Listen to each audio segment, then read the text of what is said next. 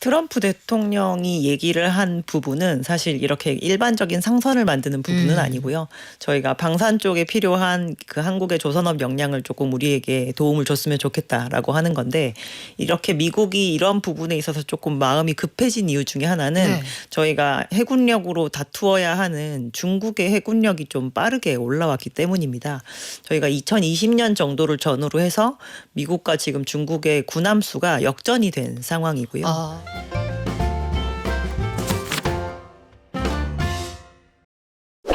여러분, 시계를 한 2주 전으로 돌려볼까요? 트럼프 대통령 당선인이 유력하다, 이 보도가 나오면서 국내에서 나온 제일 그 주류의 반응은 이거였습니다.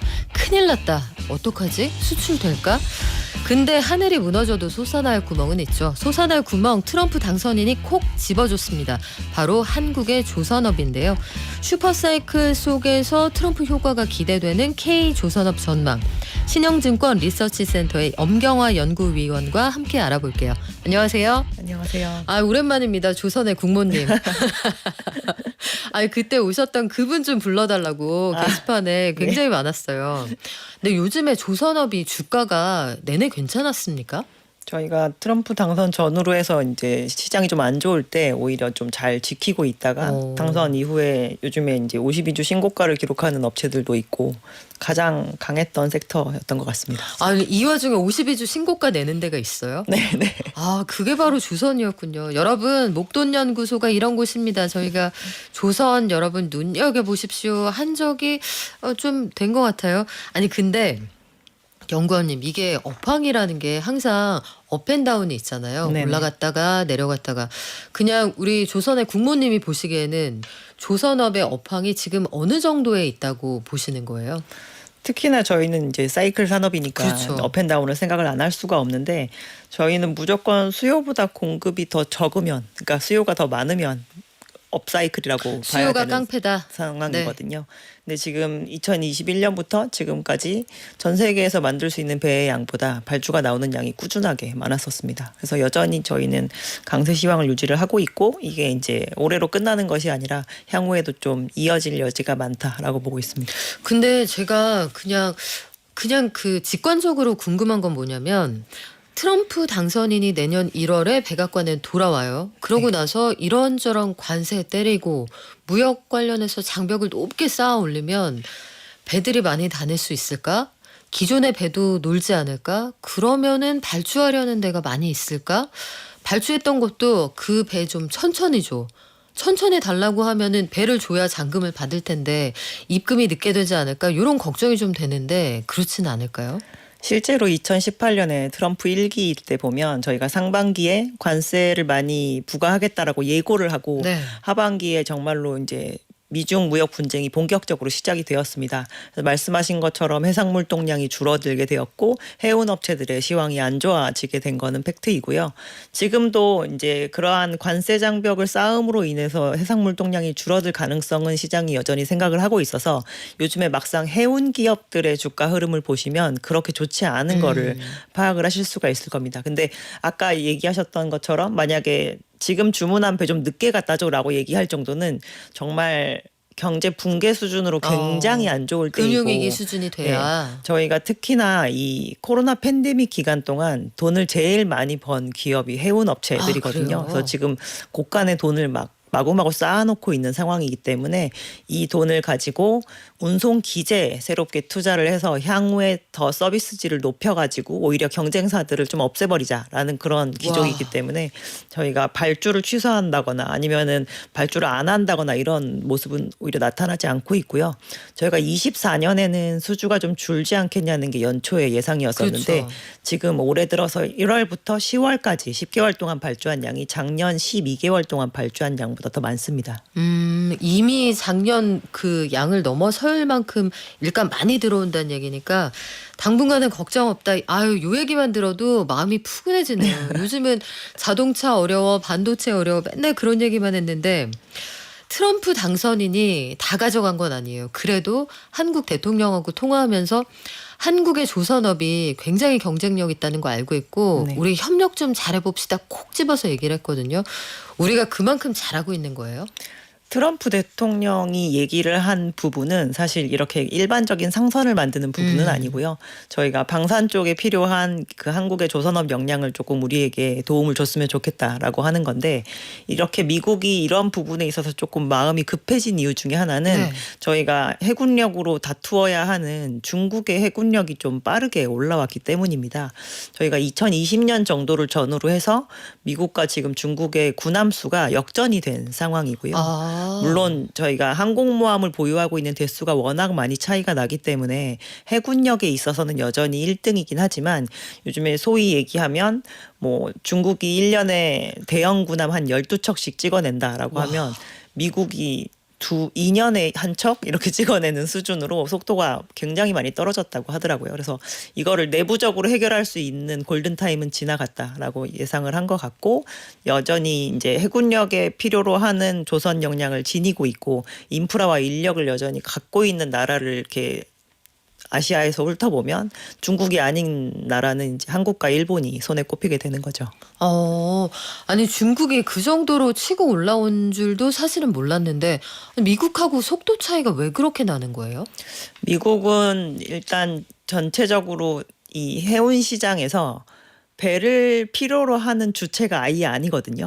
그냥 유럽이 제공하는 해운 서비스를 이용하는 이용자의 위치로만 있기 때문에 사가니까. 네, 네. 미국의 만약에 미국의 조선업체가 있었을 때 그 조선업체에게 계속 이런 배 만들어줘 저런 배 만들어줘 이렇게 요구를 할 수가 없는 상태가 되었죠. 그러네요. 글로벌 소비자인데 배를 만들어서 여기다 실어서 굳이 뭘 많이 갖다 팔 게 없고. 네, 그래서 이제 조선업이 점진적으로 쇠락을 하기 시작해서 지금 남아있는 민간 조선업체도 굉장히 적고, 그리고 내부적으로 이제 군함을 전문적으로 만드는 기업들도 분명히 있을 건데, 네. 우리나라 같은 경우는 조선업에서 방산을 하는 업체가 민간 조선도 같이 하면서 방산을 하기 때문에 방산 쪽에서의 뭔가 수익성이 조금 떨어진다고 하더라도 이제 뒷받침되는 다른 사업이 그렇죠. 있게 마련인데요.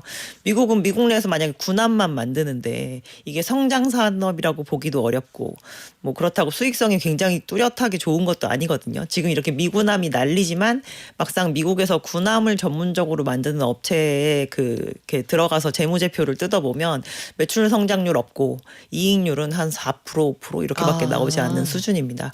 그러다 보니까 이제 저희가 투입되는 인력이 꾸준하게 계속 있어야 되고 이제 많이 해볼수록 저희가 기술력이 계속 유지가 되는데, 그런 부분들이 점점 떨어져서 올해 상반기에 무슨 얘기가 있었냐면, 수리가 필요한 군함을 수리소에 보내놨더니 제 시간에 돌아오는 비율이 너무 낮더라는 거예요. 그래서 이제 미국이 자체적으로 도저히 이렇게 하다가는 나중에는 양적으로 너무 중국에 뒤처지는 상황이 벌어질 수 있으니까 이 부분에 대한 대책이 필요하다라는 얘기가 급하게 나오기 시작한 것 같습니다. 그렇구나. 미국 군함이 뭔가 문제가 생겼을 때 이거 AS 해달라고 보냈는데 올해 보내면 막 내년에 갖다 주고 이런 식이면 제 시간에 돌아오는 비율이 그쵸. 40% 정도밖에 안 된다고 하더라고요. 이거 갑자기 그 생각 나는데요. 우리 예전에 일제시대 경성바닥에 자동차 딱 100대 있을 때는 차가 뭐 간단한 게 고장나서 맡기면 보통 3개월 걸렸다고 하더라고요. 수리하는데.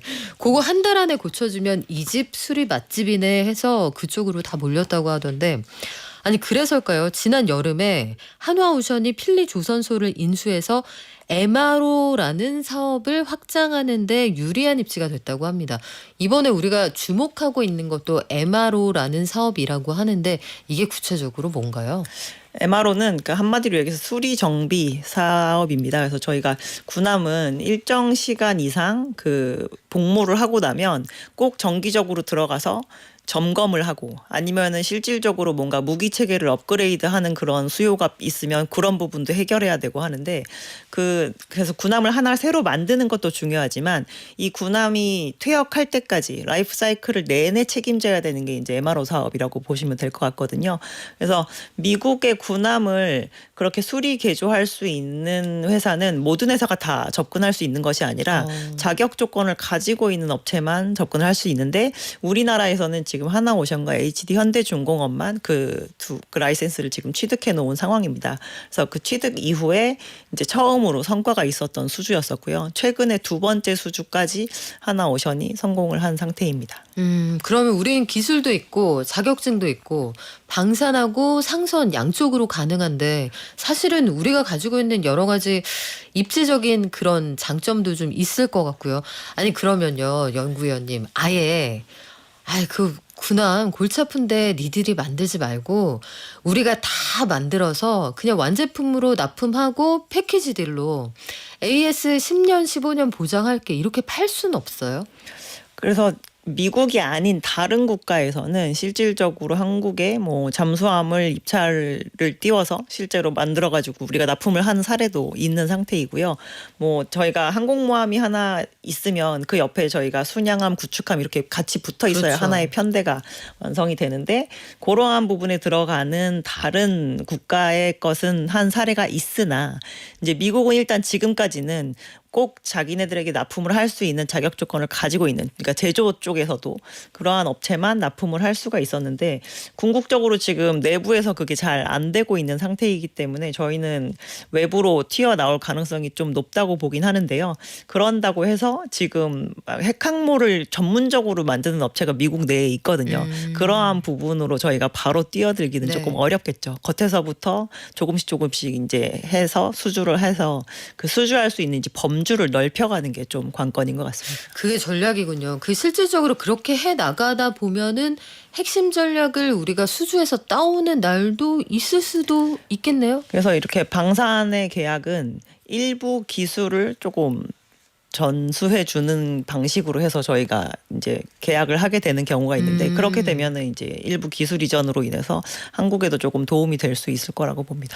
그러네요. 이게 첫 술에 배부를 수는 없고 하나씩 해 나가면서 야, 이 집 AS 잘하네. 유지 보수 관리 수리 이런 거 기가 막히게 하네. 그럼 이쪽에다가 한번 맡겨볼까 하면서 그럴 수 있죠. 갑자기 그 생각이 떠오르는데요, 위원님. 이순신 장군의 하객진 날개 쫙 펴 밖에서부터 감싸하다 해서 하나씩 그렇죠. 우리가 하나씩 따올 수 있을 것 저 같은데 안에 들어갈 때까지. 그렇죠. 하객진으로 쫙 좁혀갈 수 있을 것 같은데 이거 트럼프 당선인이 발언한 이후에 뭐 국내 조선업 그동안에도 괜찮다고 하셨습니다만 분위기 더 좋아졌겠네요. 그 이후에 사실 모든 조선 관련 주가가 좀 많이 좋았었고요. 특히나 방산을 하는 업체들은 이제 더 상승폭을 넓히는 측면도 많이 보였었습니다. 최근 며칠까지. 그래요. 관련 업계에서 그렇게 해서 힘을 좀 냈으면 좋겠는데 이거 그 반도체나 자동차가 주춤할 때 조선이 받쳐준다 할 정도로 몸집이 이게 사이즈가 좀 비슷해질 수가 있습니까? 지금 규모가 어느 정도 돼요? 국내 업체들 지금 대형 조선 업체들 보면 연간 매출이 뭐 이제 10조에서 15조 정도 되는 업체가 이제 세 군데 정도 네. 있는 것이고 나머지 그거보다 조금 덜한 수준의 매출을 보이니까 아무리 해도 이제 아직까지 이제 100조까지 가기는 조금 어려운 정도 수준 연매출 기준으로 그렇게 보시면 될 것 같고 근데 저희가 21년 여름부터 지금까지 쭉 제품 가격이 오르는 걸 어쨌든 수주를 했었기 때문에 네. 지금이 이제 막 저가에서 탈피하는 물량을 만들면서 이익이 이제 나기 시작을 했거든요. 그래서 최근에 수주한 물량을 막 매출로 뽑아내는 27년 이럴 때의 이익률은 조금 기대가 많이 되고 있는 상황입니다. 오히려 과거 완전 초호황이었던 2007년에 수주해서 2010년에 만들었을 때보다 재무적인 숫자는 훨씬 더 좋아지지 않을까라고 기대도 하고 있습니다. 그때는 우리끼리 경쟁도 많이 하고 싸게 발주한 거 우리가 막 받아들인 게 많았죠. 우리끼리 경쟁한 것도 있었지만 중국도 굉장히 확대 전략이었었던 게 좀 크고요. 그때는 고객사가 굉장히 불안정했어요. 저희가 경제 위기로 인해 금융 그렇죠. 위기로 인해서 제일 많이 망한 업체 중에 하나가 해운사이기도 하거든요. 그래서 고객의 그러니까 계약 상대방이 사라지는 상황이 되었으니까. 입금하고 가셔야 되는데 고객님. 그래서 네. 저희한테 발주해놓고 계약 상대방이 갑자기 없어지게 되니까 실제로 저희 계약 리스트에서 만들어보지도 못하고 사라진 그런 계약들이 있었던 상황이었죠. 아 그렇군요. 그때는 확실히 이 조선업은 정말 사이클 많이 타는 그런 산업이라는 생각이 드는데 지금 중국 업체들 얘기해 주셨잖아요. 네네. 근데 중국에서 해군력 강화를 위해서 배를 그냥 붕어빵처럼 만약에 그렇게 찍어낸다고 하면 우리나라 업체들의 경쟁력에도 약간 치고 올라온 문제 생기는 거 아니에요? 일단 우리나라 업체들이 지금 군납을 하고 있는 이제 군함의 기술력이 얼마일까를 좀 가늠을 해보기 위해서 그냥 한 가지를 좀 들여다보면 한국 해군력이 글로벌 랭킹 5위에 랭크되어 있습니다. 바로 밑에 일본이 6위 정도 그래요? 수준이고요. 아 괜히 좋은데요. 우리나라도 이제 해군력에 필요한 무기 체계를 계속 국내에 있는 업체들이 납품을 했었고 네. 또 그게 이제 처음부터 무조건 잘 만들었던 게 아니라 한국 전쟁 끝나고 나서는 우리나라도 해외에서 퇴역한 군함 갖다가 그렇죠. 쓰면서 조금씩 국산화 해가지고 지금의 상황에 우리 이르게 된 대단하다. 거죠. 그렇게 생각해 보니까 굉장히 대단한 거죠. 그렇죠. 그래서 그렇게 해서 올라온 부분이기 때문에 그 일을 계속했던 인원도 어느 정도 확보가 되어 있고 사업장 자체도 굉장히 넓은 사업장. 70년대에 구축된 그 거대 조선소들이 지금 떡하니 이제 세 군데 그렇죠. 이상 남아 있는 거잖아요. 그래서 이제 베이스는 다 갖추고 있다. 그리고 지금까지 우리가 계속 레코드도 가지고 있다라는 부분이기 때문에 중국이 물론 군함을 찍어내는 부분이야. 저희가 양적으로는 그냥 일반 상선도 지금 따라가지 못한 지 굉장히 오래됐습니다. 전 세계에서 배를 50% 이상 지금 중국이 만들고 있거든요. 와. 그래서 2009년 이후에 전 세계에서 가장 배를 많이 만드는 국가가 이제 중국이 된 상황인데 이제 거기에서 계속 한국 업체들이 이제 퀄리티 높은 배를 선주사들에게 공을 하면서 저희가 이제 여쭤보니까 그런 얘기 하시더라고요. 우리가 맨날 10년 뒤면 중국이 쫓아온다는 얘기를 네. 30년 전에도 듣고 20년 전에도 듣고 10년 전에도 어제도 들었는데 네. 한 번도 나는 손에 똑같은 배를 메뉴판에 들고 나간 적이 없다는 얘기를 하시더라고요. 멋있다. 그래서 그 상대방이 새 제품이 나오면 한번 들여다보고 싶잖아요. 그리고 네. 예전에도 항상 잘 만들었던 사람이 들고 나오는데 그렇죠. 굳이 이제 이게 만들어졌을 때 어떻게 될지 모르는데 가느니 지금 그렇잖아도 주머니에 돈도 많은데 당연히 한국을 먼저 찾아오게 되는 부분이 있어서 뭐 아직까지는 이제 그런 데에서의 치이는 부분은 저희는 제한적이라고 보고 있습니다. 신상이 좋죠. 신상이 좋고 우리가 또 거북선 얘기 또 하게 되는데요. 거북선부터 잘 만들었던 그 전통이 남아 있는 것 같은데 일본이 우리 뒤에 있다고 하셨잖아요. 일본도 예전에는 배 좀 만든다고 했던 것 같은데 요즘은 어떻습니까? 예전에는 배를 싸게 만드는 게 무조건 선주들에게 가장 도움이 되었었기 때문에 유럽에서 일본, 일본에서 한국, 한국에서 중국으로 이제 넘어간다라고 보는 게 이제 시장의 흐름이었었고요. 그래서 일본이 작년까지는 꾸역꾸역 그래도 전 세계적으로 발주가 나오는 선박에 한 10% 정도를 수주를 하면서 그 부분을 좀 이어오고 있었는데 올해는 그게 한 자릿수로 뚝 떨어졌습니다. 그리고 일부 대형 저희가 이름을 알고 있는 조선소 중에서 지금 가지고 있는 수주장고 다 만들고 나면 조선업 접는다. 라고 아예 선언까지 해버리는 데가 있어서 일본은 2000년대 시장의 화두가 선박을 좀 대형화시켜달라고 하는 게 선사들의 그 요구사항이었는데 그 부분을 좀 묵살하고 우리가 스탠다드화시킨 모델을 사가라라고 했더니 네. 내가 왜 사가? 이렇게 되면서 이제 시장에서 도태가 되었거든요. 근데 그게 거의 이제 20년 정도 벌어지게 되니까 그 부분을 뒤늦게 투자를 해서 따라가느니 우리는 그냥 뒤에 있는 엔지니어링 업체 정도의 역량만 유지하겠다라는 식으로는 좀 경로를 변경한 것 같습니다. 희한하네요. 비즈니스를 내가 이거 사러 왔는데 이거 없나요 할 때 저희는 엑스라지 안 팔고요. 그냥 5호만 있으니까 그렇죠. 고객님이 네. 다이어트 하고 오세요. 프리사이즈니까 여기에 몸을 맞추세요 이거잖아요. 아니 내 마음은 프리하지가 않은데 입으시든지 말든지 그래서 일본 조선업이 이렇게 어려워졌군요. 근데 그 최근 들어서 배도 해운 시장이나 아니면 상선 시장에도 환경 규제가 굉장히 강화되고 있다고 네, 들었어요. 맞습니다. 그래서 LNG 운반선 이런 거조차도 운반하는 배도 LNG로 가야 된다. 뭐 이런 것들 네네. 규제가 강화됐다고 하는데 요 시장이 돈이 된다고 들었거든요. 이쪽은 어떻습니까? 이제 이게 그래서 저희가 자동차로 치면 하이브리드, 그렇죠. 네, 배로 치면 이제 이중연료 추진 엔진이라고 하는 멋있다. 그러한 이중 연료 네. 추진 엔진. 이거 네. 공상 과학 만화에 나오는 그런 단어거든요. 네, 그런 건데 저희가 정말 배들이 더러운 기름 써요. 그래서 깨끗한 연료 쓰라는 거예요. 그래야지 그렇죠. 오염물질 덜 배출되니까. 그래야 방귀도 좀 약간 공기에 덜 해롭고. 그래서 지금 그렇죠. 기술력이 가장 명확하게 인증된 기술은 LNG를 쓰는 겁니다. LNG는 화석연료이긴 하지만 어쨌든 벙커 CU보다 훨씬 오염물질이 덜 나오거든요. 그리고 그걸로 가는 배는 시장에 돌아다닌 지가 이미 20년이 넘었기 때문에 네. 안정성도 보장이 되어 있습니다. 그러면 LNG 운반선 자체를 많이 만들어 본 회사가 그걸 잘 만들거든요. 그렇죠. 근데 우리나라가 전 세계에서 LNG 운반선 제일 많이 만들었습니다. 뿌듯하다. 네. 네. 그래서 요거는 이제 단기간에 뒤집기가 굉장히 어려운 측면이 있다라고 보셔야 될 것 같습니다. 중국이 척척 이거는 붕어빵처럼 찍어내지 못합니까? 중국이 그래서 그런 부분을 찍어내려면 사실 누군가 위험을 무릅쓰고 중국에다가 발주를 하는 그 위험을 감내해야 되잖아요. 근데 그러네요. 선박 시장은 하나의 자산에 투자해서 그 자산을 30년 동안 굴려서 이익을 내야 되는 거기 때문에 그냥 컨테이너 박스 척척척척 실는 거면 상관없지만 LNG는 굉장히 위험한 물이에요. 저희가 구기압에 마이너스 162도까지 낮춰야 되거든요. 어떻게 구멍 하나로 나서 가스 새면 지금 다 큰일 나는 죽는 거기 거죠. 때문에 네. 그래서 절대 중국 선사가 중국의 선박금융을 이용해서 중국 조선소한테 발주를 하는 중국이 수입할 LNG 캐리어를 위해서 그 정도의 위험은 감내할 수 있지만 해외에 있는 선주가 중국 조선소를 위해서 그거를 감내해주는 부분은 없을 거라고 보시는 게 맞습니다. 오랜만에 다행인 산업도 있다는 게 정말 너무 좋은데 중국에 밀려왔던 컨테이너선 관련해서 발주가 좀 늘어날 수도 있다.